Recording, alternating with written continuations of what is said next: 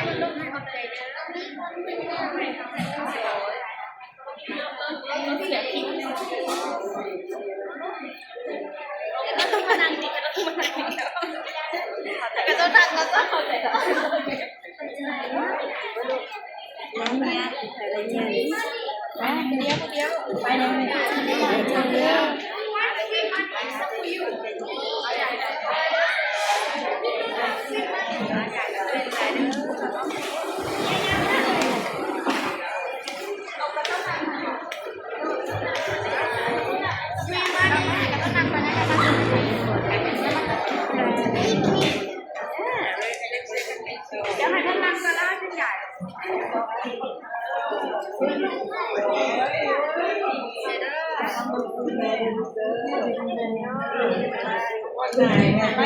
แล้วโมเจ้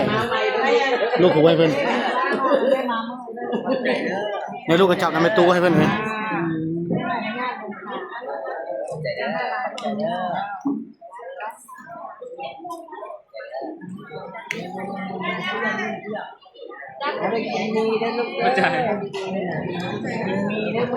เลยพูดเสื้อขาวเลยพูดเสื้อขาวยำข้าวเที่ยวเลยเสื้อขาวยำข้าวเที่ยวเลย